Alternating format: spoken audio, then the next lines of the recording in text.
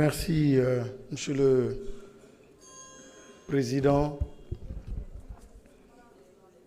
Monsieur le ministre, chers collègues, chers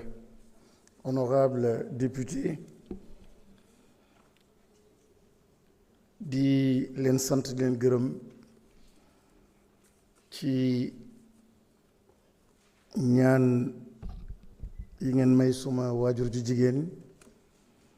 ak déplacement boo xam ni def ngeen ko jiital ci seen président ak yenn député ñu teew fa maa ngi leen ciy sant bu baax leen gërëm bu baax a baax di bég lool ci waxtaanu tey dialogue boo xam ni dinañ ko am gouvernement ak parlement waxtaan ci lu am solo yéen ñëpp vous l'avez rappelé mooy l'importance de l'éducation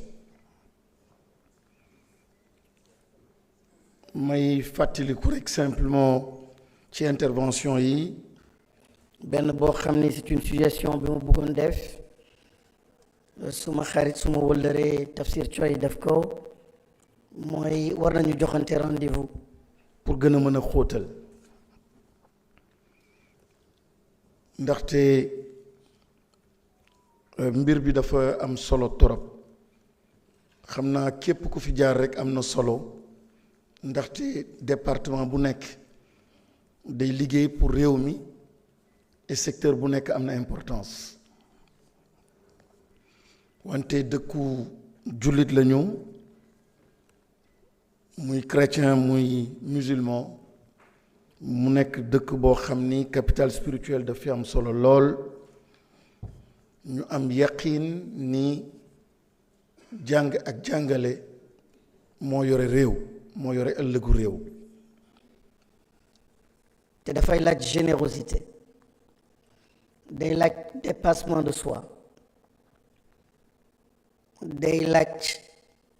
ngay fàtte tey tuuti pour di xalaat ëllëg day laaj tamit nga bañ a xeeb koo xam ne tey jii xëy na mënul wax mu nekk tuuti tànk ba mënul dem rajo mënul def conférence de presse mënul def point de presse mais nga xam li mu doon ak li mu war a doon ëllëg le rôle qu'il doit jouer nga bàyyi ko xel bu baax a baax a baax moo tax am nañu ko wax sànq milliards yi ñu dugal ci éducation nationale bari na lool bëgguma dugg ci parparloo parce que mbir bi dafa sérieux trop mais dañ koy jëlee rek simplement ci colon ba ni mu tabaxee école ak nim ñu aliéné dugal ñu ci benn néeg joo xam ni nous sommes entre nous fekk ñoo ngi dee ku nekk mu jox la benn pistolet ngeen reyante te fekk yéen bokk ndeeg bay ndekk adversaire bi ngeen war a dóor bi ngeen war a xeex nekkul yéen seen biir mais mi ngi feneen te adversaire boo xam ne tey jii moom lañu war a daan mooy ni école bi ndekete école boo xam ne la mooy sunu noonu doon école boo xam ne la wax nañ ko sànq résultats yi ne sont pas au rendez-vous soo jàppee 100 lii di décroché lii di yàqu lii dul egg ba université lu ci dul am liggéey bëri na lool yàq bi bëri na moo tax je pense que am na benn kàllaama boo xam ni ñu ngi koy utiliser souvent ci terrain politique mais day baax fii ci biir parlement bi tamit ñu mën ko dundal jox ko jëmmam ak gëddam muy mot rupture su may dégg question yi may posé dafay mel ni rupture bi ñun sunu bopp fas yéene wu ñu ko def ndaxte ku yëkkati kàddoom rek mi ngi may ne awma école suma gox awma table awma encre awma imprimante c'est vrai que c'est important mais je pense que loolu c'est secondaire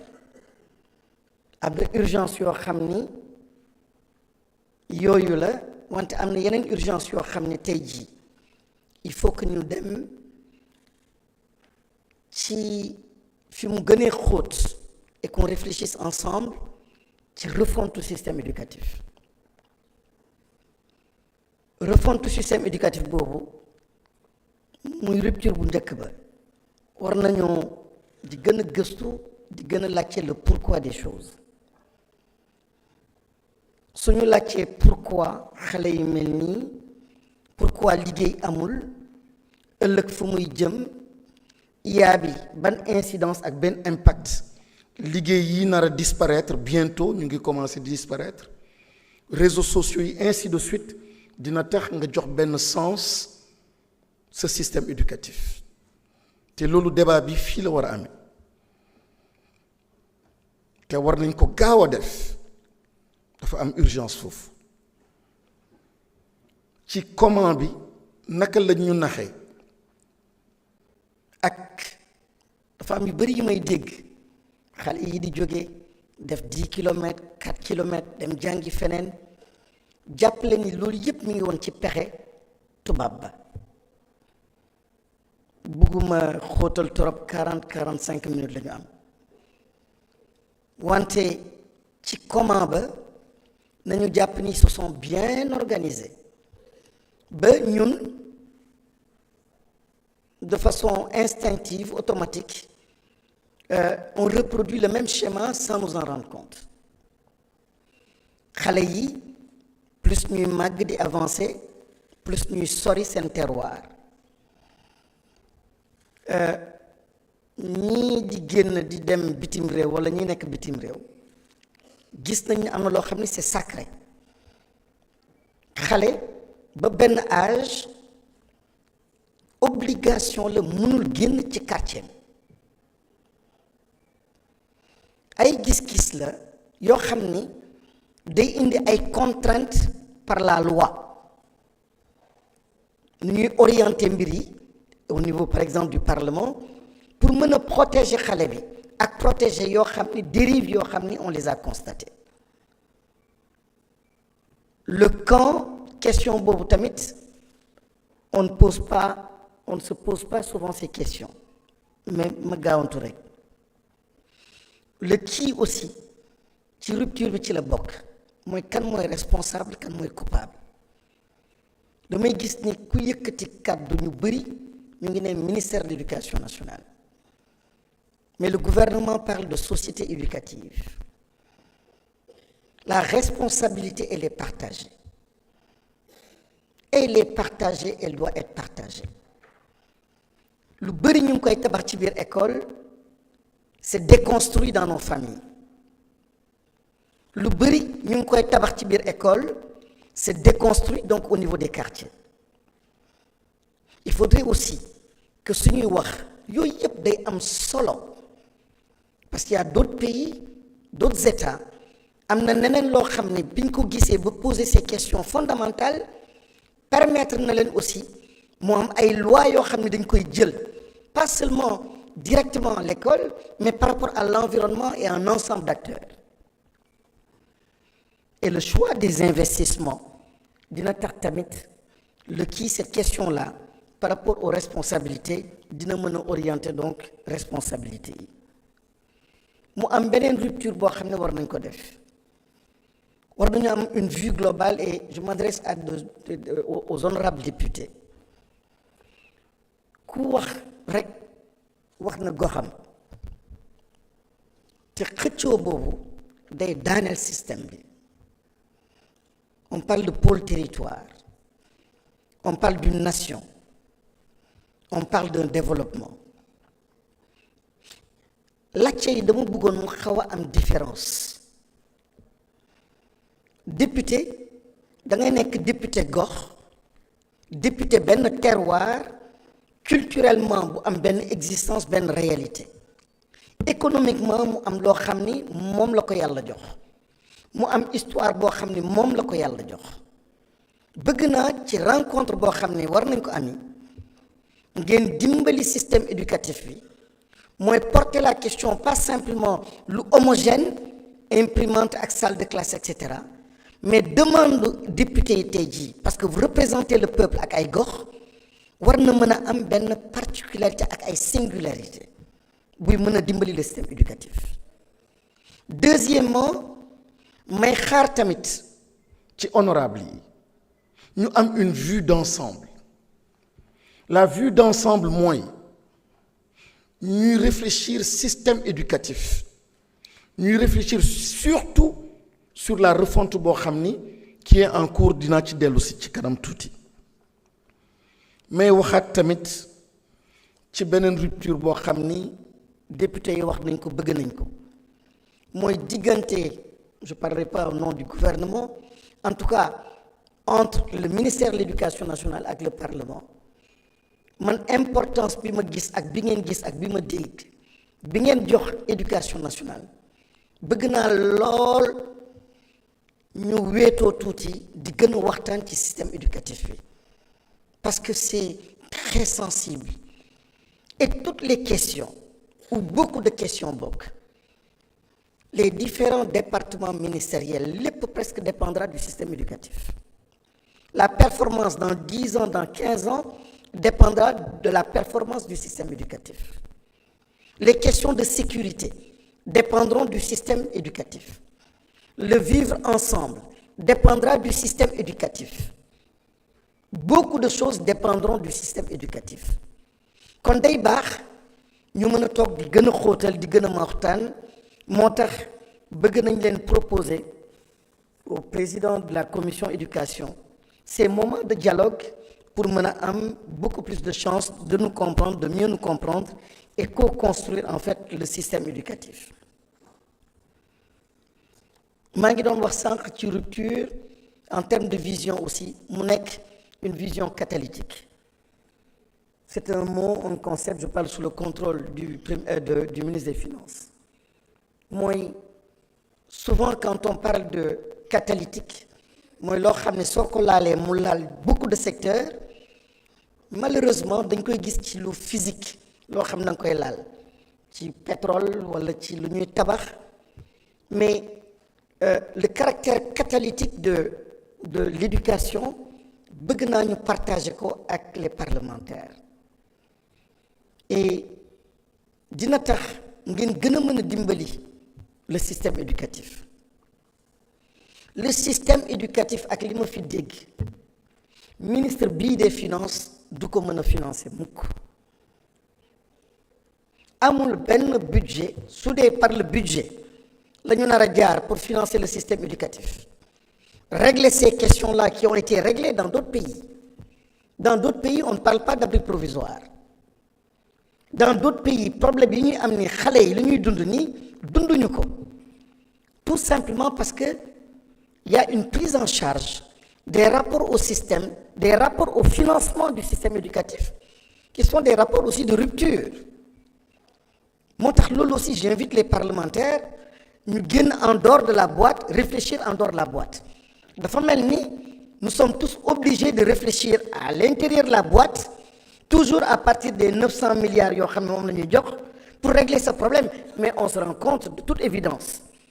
que lu muy yokk dina ci yokkaat beneen 100 milliards mais ce sera très loin donc de nos besoins en tout cas pour régler nos besoins dinañ ko sori lool. moo tax ma doon wax keroog en commission di ko waxaat fii ni war nañu def benn sursaut war nañu def benn rupture pour mettre en place un fonds souverain pour l'éducation dugal ci ay milliards boo xam ne du ci loxo ministre éducation nationale di ci loxo et cetera mu nekk à un haut niveau soit présidentiel ou primatorial pour que ñu bañ a dépendre du budget parce que ça ne peut pas attendre. Les enfants souffrent. Ça ne peut pas attendre parce que le capital humain il est essentiel, il est important. Ça ne peut pas attendre parce que dans 10 ans, dans 15 ans, nous devons répondre présents à ce grand rendez-vous. Et d'autres pays à côté, ñu ngi gaawantu et nous n'avons pas le choix. Donc su dee par année la la ñu war a yaakaar ay 5% 1% d'augmentation mën nañu sori mbir bi là aussi ay xalaat yoo xam ne la bëgg naa ñu xóotal ko waxtaan ci plus tard si rupture tamit ci indicateurs yi indicateur performance suñ koy nattee ci classe yi ñuy tabax école yi ñuy tabax table banc dañuy sonn lool te dañuy juum je pense que ensemble war nañu mën a sas et quelqu'un l'a dit tout à l'heure le ministère de l'éducation nationale pour que mu teg indicateur am à un autre niveau pas seulement ñii di dem ba bac ñii di am BFM parce que ça ne renseigne pas suffisamment qu'on dise tant ont été admis jusqu'à présent moom lañ fi fekk tant ont été admis au BFM tant l'entrée en sixième tant au CFPE mais je pense que nous devons changer d'indicateur de performance et là tout ceci nous sommes en train d'y travailler ci cadre refonte donc du système éducatif kooku c'était de façon générale inviter simplement les parlementaires à travailler de concert avec le ministère de l'Éducation nationale pour nous réussir la refonte du système éducatif. Au début, on parlait de réforme, mais on s'est rendu compte qu'il faut aller beaucoup plus loin, il faut parler de refonte du système éducatif. Refonte du système éducatif, moom la presque ñëpp wax. Quand on parle d'inclusion, nos enfants qui sont en situation de handicap. Quand on parle d'inclusion, les enfants qui sont à la périphérie, dans les localités très éloignées, beaucoup sont revenus là-dessus. Refonte bi moom mooy mën a indi la solution. Daara yi aussi c'est dans le cadre de la refonte. Et une étape ou une démarche extrêmement importante est en cours, c'est l'organisation des assises des daara. Et tey au moment où nous parlons, ils sont en train de faire le tour des foyers religieux. Nous sommes en train de travailler à intégrer les daara, mais j'aime bien le rappeler. Les daara n'ont pas à rattraper l'école française, mais l'école française a à rattraper les daara. Li may wax nag gëm-gëm la te xam naa ni daara yi ñoo gën a nekk en avance que l'école française. Parce que dafa am loo xam ni daara moom moo ko yor école tubaab yoru ko école tubaab mental bi ak xëy na physique bi lay laal daara day laal leneen loo xam ne beneen dimension bu am solo ci nit muy ruux du yëfu diine du yëfu chrétien du yëfu et cetera yàlla sunu borom noonu la sàkkee mbir te nag amul nit nga koy tabax surtout à cet âge-là te laaloo troisième dimension boobu moo tax dimension boobu ñun dañu am chance extraordinaire si nous arrivons en fait à repenser notre école ba daara am place am jox ko gëddam et ce que je dis aux acteurs des daara je dis sans complexe amenez au concert là au moment des concertations amenez ce que vous avez de particulier à offrir et à présenter parce que ailleurs dans le monde je vois dans de grands pays, de grandes civilisations, ils sont en train justement de ramener ces éléments-là aujourd'hui. Ngay xool bëgguma guddal dara, je pense que je vais m'arrêter là. Mais daara dafa war a am place, dafa war a am jëm. Heureusement que les autorités l'ont compris et aujourd'hui nous sommes en train d'y travailler, mais de façon aussi très structurée. Et ça, beaucoup ont porté la parole en parlant donc des daara. Bëgguma ñu nekk ci buzz tamit bëgguma ñu nekk ci yàkkamti bëgguma ñu nekk ci ay wax yoo xam ne day yàq lu xóotee nii éducation nationale su dee dañuy wax refonte am na moment boo xam ni lii war a baax xëy na du feeñagum mais ci suuf la donc daara yi les acteurs des daara ils savent nous sommes tout le temps nous sommes sur le terrain en train de travailler mais de façon vraiment très très très approfondie et très structurée. Et aujourd'hui, donc, il y a un plan dans les communes, dans les départements, pour structurer tout cela en rapport avec les IA et les IF. Donc, je veux rassurer tous ceux-là qui ont parlé donc des daara pour leur dire que c'est au cœur de nos préoccupations. leneen tamit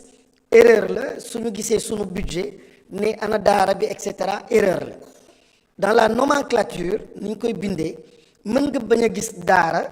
parce que simplement budget programme dafa am ni ñuy bindee programme yi mu nekk ci biir benn programme te fekk daaraan ci mën nga bañ a gis turu daara te fekk mi ngi ci biir mais daaw li ñu waxoon mooy dañu bëgg a génnee daara mu nekk programme boo xam ne à part et on s'est entendu tout à l'heure maa ngi ciy wax ak ministre des finances et je pense que daara nu mu rëyee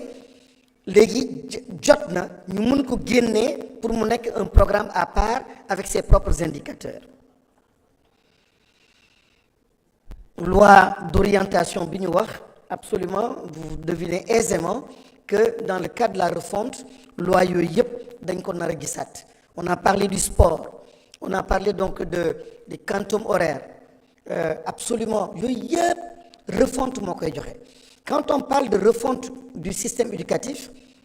bu ñu yaakaar simplement ni cours histoire et géographie la c'est l'environnement scolaire qui doit être revu c'est le quantum horaire volume horaire c'est bien sûr les contenus pédagogiques c'est les cantines scolaires quand on parle du refonte scolaire du système éducatif c'est vraiment lépp moo war a soppeeku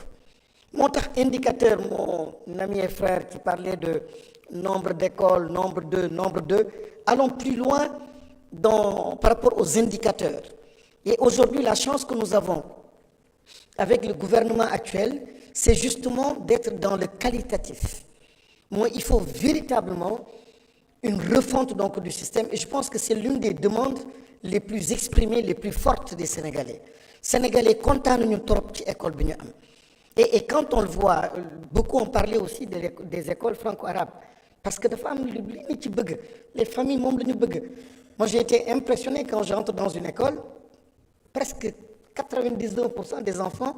surtout des filles sont voilées et quand vous posez la question à ces jeunes filles est-ce que ça papa l'a obligé non ce sont les enfants eux-mêmes généralement qui veulent ça donc il y a une volonté am na benn changement bii parents yi bëgg bii xale yi bëgg mooy école boo xam ni dafa nuroog ñoom moi quand je suis à l'Assemblée nationale depuis tout à l'heure ñëpp ci wolof la ñuy làkk wala seen manding wala seen soninké et cetera dafa mel ni société bi moo gën a nekk en avance que nos institutions dafa mel ni que nit ñi ñoo gën a nekk en avance que nos écoles et nous devons absolument donc rattraper tout cela l'école catholique vous en avez parlé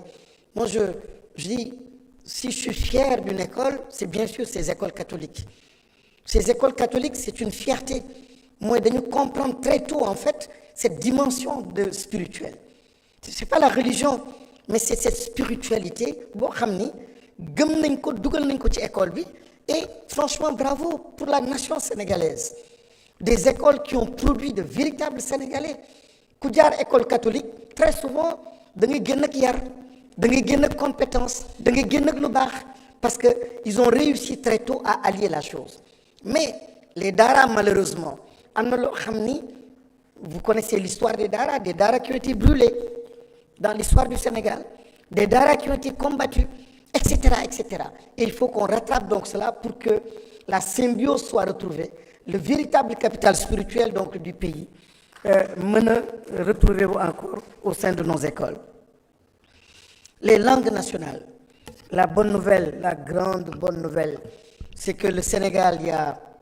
une semaine malheureusement dama ci waroon teew pour jëli récupérer le plus grand prix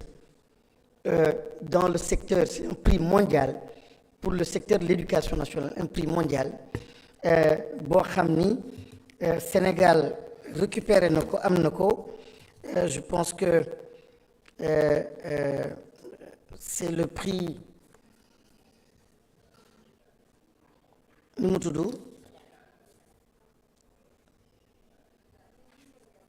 attendez mu juum ci tur bi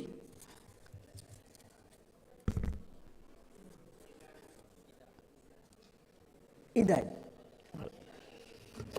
prix boobu adduna yëpp et c'est dans l'éducation le secteur de l'éducation Sénégal moo jël raaya bi c'était à Hong Kong les Américains, tous les pays africains ont donné l'exemple donc du Sénégal par rapport à l'introduction des langues, à l'intégration des langues, le MOEPS. C'est puissant, c'est extrêmement important. Et hier, j'étais avec la fondation Gates, on parlait justement, ils étaient venus nous voir parce que l'Afrique du Sud veut s'inspirer du Sénégal. Tous les pays africains veulent s'inspirer donc du modèle sénégalais. Justement, les langues, l'introduction et l'intégration donc de ces langues-là dans le système, dans l'apprentissage et dans nos écoles. Et ça, dafa am solo trop. Souveraineté du possible sans ces langues. Donc, la question des langues est une question de performance scolaire, mais la question des langues, c'est une question d'inclusion aussi. Mais, fi ma bëgg ñu gën a waxtaan te dinaa ci ñëw seet si waat leen. On parle de société éducative, mais on veut être très ambitieux. Moi, son ambition, moi, passer aussi d'une société éducative à une société scientifique. maa ngi gis France bërki démb dans le journal Le Monde ngeen xool ko ñoom seen problème mooy science chinois yi seen problème mooy science japonais science quand ils ont mis l'accent sur les sciences et technologies aujourd'hui seen réew dafa raw réew yu bëri da ngay gis ay entreprises yoo xam ne bëgguma def seen publicité mais tiital nañu ay multinationales yi nekk yoo xam ne ay réew comme ay États-Unis et cetera li tax mooy xale yi on a mis l'accent sur les sciences et technologies le président de la République dégg ngeen ay directives yoo xam ne joxe na ko mu jëm ci promotion sciences technologie mais France li ma ci yéem bërki démb mais nag ñun dañ ko ci jiitu moo tax il faut pas avoir de complexe suñu góorgóorloo tuuti gëm éducation gëm dëgg éducation mu bañ a nekk waxantu gëm éducation on peut aller très vite et très loin ñoom ils disent qu'ils veulent démocratiser aujourd'hui apprentissage boobu des sciences dañu bëgg même mag ñi même paa yi maire yi ci koñ yi di jàng encore science ak mathématiques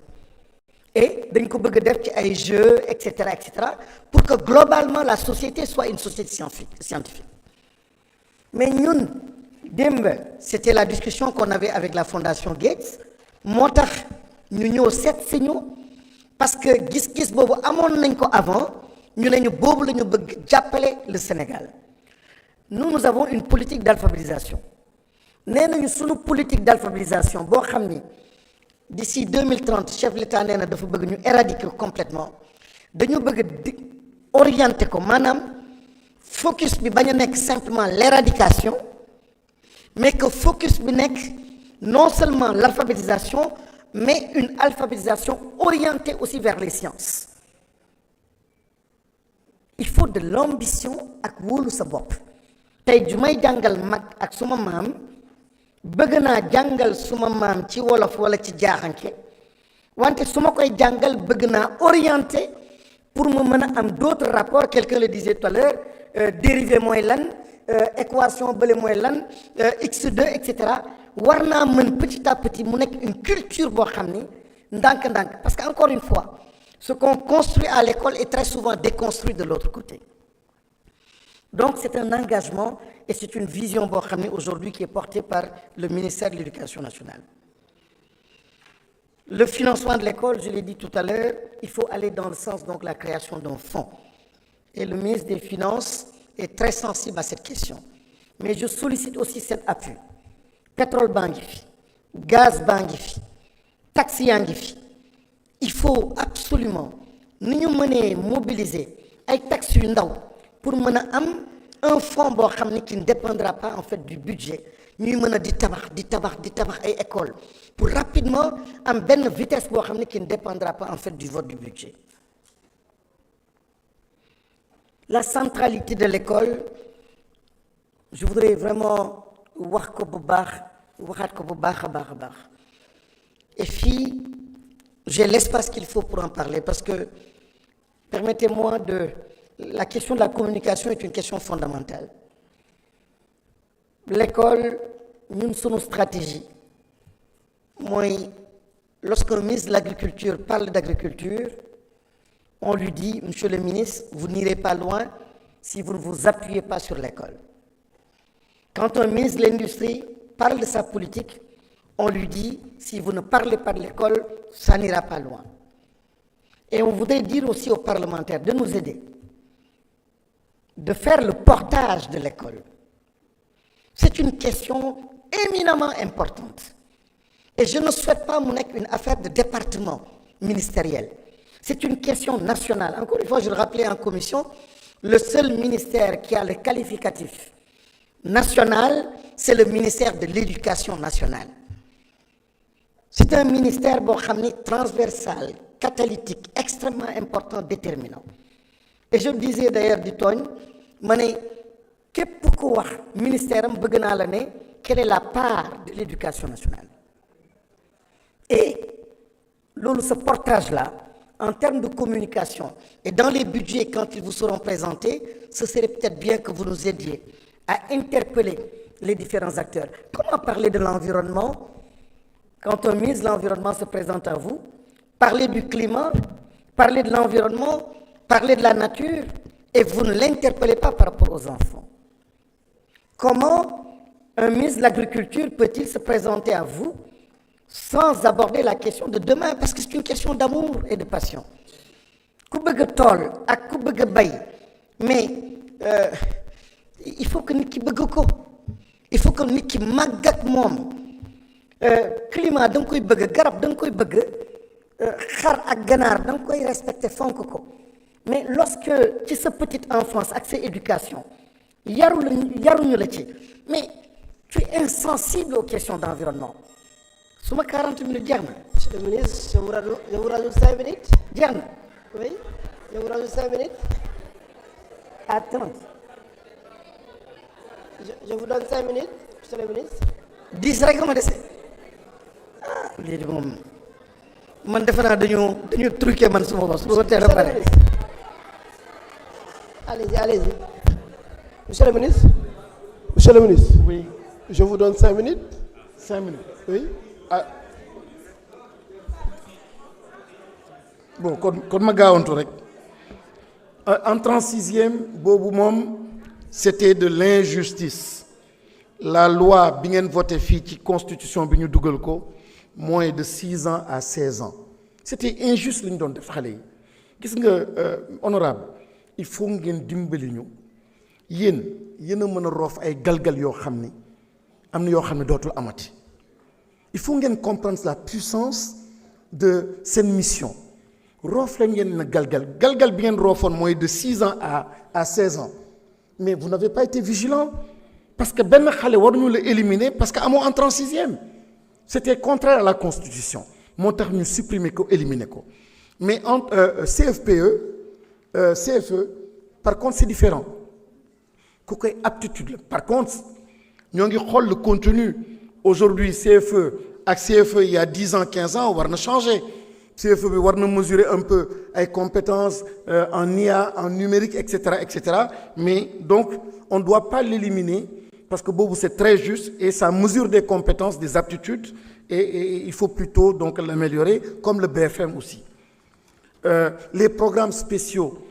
nous avons des programmes spéciaux pour l'inclusion. C'est pas normal, ben école INEFJA, waruñu ko nangu ben école pour les non-voyants, simplement depuis 10 ans, 20 ans, 30 ans, mon nek Thiès, c'est inadmissible. Au moins dans chaque pôle territoire, war nañu am des écoles spécialisées. Nos enfants en situation de handicap ben rek moo fi nekk booru centre Talibou am beneen verbotonal mooy bi nekk booru Médina et avec des capacités d'accueil extrêmement faibles. Donc yooyu yëpp nous avons des programmes spéciaux pour la construction de ces écoles. La Casamance bien sûr. Touba, encore une fois je dis Touba pas parce que c'est Touba, c'est simplement par rapport à l'accompagnement. Et quand on parle d'académisation, ça j'aime bien le répéter, académiser veut dire prendre en compte la spécificité donc d'une académie ou d'un territoire. C'est une logique de pôle territoire. Dans chaque académie, ce qu'il y a de plus spécifique, war nga ko ci mën a dugal. Malheureusement, nos enfants de Kédougou, il n'y a rien dans leur programme qui leur parle de géologie. Rien qui leur parle de leur nature. Vous allez vers Matam, vous allez, etc. Donc c'est cette académisation et en tenant compte de la spécificité donc, des régions. Tivaouane, la même chose avec leur spécificité. Et Rufisque, qui a tellement grandi, qui s'est tellement développé, mais la carte scolaire aussi n'a pas suivi. Il faut un programme spécial pour mener rattraper Lolo. Ces écoles centenaires, il faut aussi des programmes spéciaux pour mener les rattraper. Donc je vais très très vite. Les cantines scolaires, quelqu'un m'a dit, et c'était émouvant,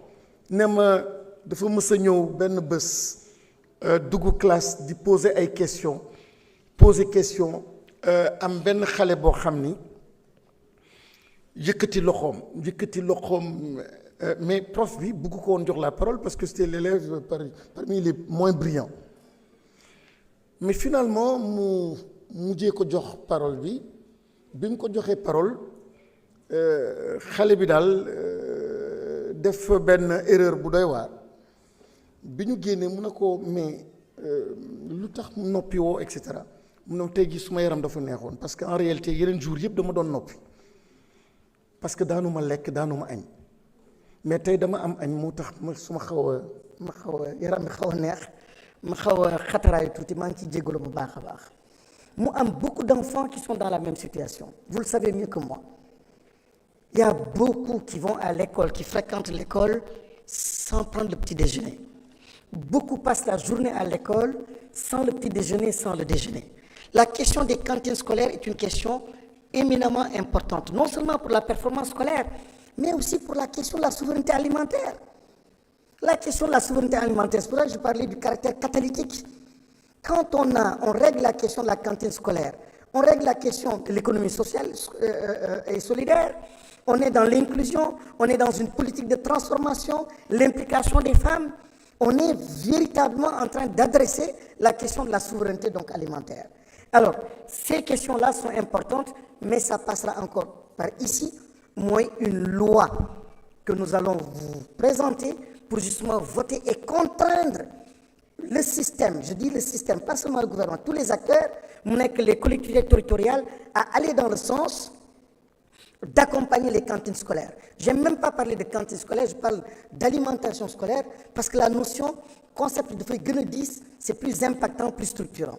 Les uniformes, oui c'est vrai, le Premier ministre avait donné des instructions pour les uniformes,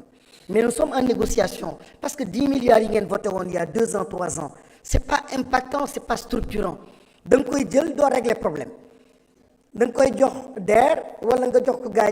les artisans, mais vous réglez une petite partie, mais ce n'est pas structurant. Mais par une loi, par un décret ou par un arrêté, c'est structurant et impactant. Il suffit de rendre cela obligatoire, le port de l'uniforme, pour que tout change. Et on n'y met pas 10 milliards. Peut-être que les collectivités territoriales nous accompagner par des subventions, mais en rendant obligatoire,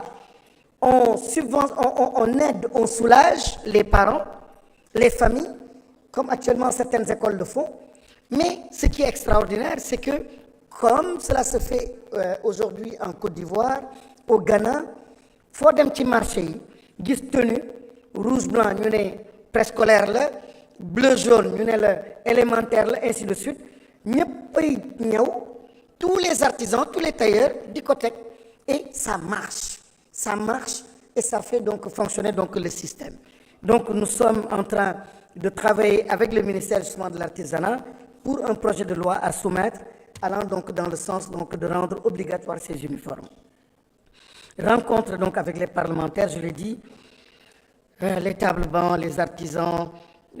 passation de services. La passation de services, elle se fera certainement, mais c'est simplement les autorités qui sont en train de voir en fait la meilleure façon de le faire, parce que c'est quand même un sujet assez délicat compte tenu de la spécificité donc de l'éducation nationale et de la question des infrastructures scolaires. Mais le décret étant pris, maintenant c'est juste les modalités qui sont en train d'être analysées et d'être vues. Les écoles à l'étranger, on en a parlé. nous sommes parfaitement d'accord avec votre proposition. Moi, les écoles à l'étranger, en attendant, elles dépendront à partir de l'année prochaine, Inch'Allah, du cabinet, comme c'est le cas pour les écoles donc, en situation de handicap, donc les écoles donc, inclusives. Le rôle des collectivités territoriales. Voyez, vous me posez question. Voilà, merci beaucoup. Merci Mais beaucoup, en tout cas, monsieur le ministre. Merci beaucoup. Di sant di gërëm bu baax. J'ai toutes les questions, Monsieur le Président. Nous l'avions fait en commission, on le fera encore cette fois-ci. Moi, envoyer donc les réponses. Mais le plus important, Monsieur le Président, nous souhaitons vivement que waxtaan gi ñu mën ko continuer pour gën a mën a structurer et nous comptons beaucoup sur l'apport des parlementaires pour nous aider avec des inputs et nous accompagner dans le processus de refonte du système éducatif. Encore une fois, merci beaucoup. Merci beaucoup, monsieur le ministre. Monsieur le ministre des Finances et du Budget, vous avez la parole pour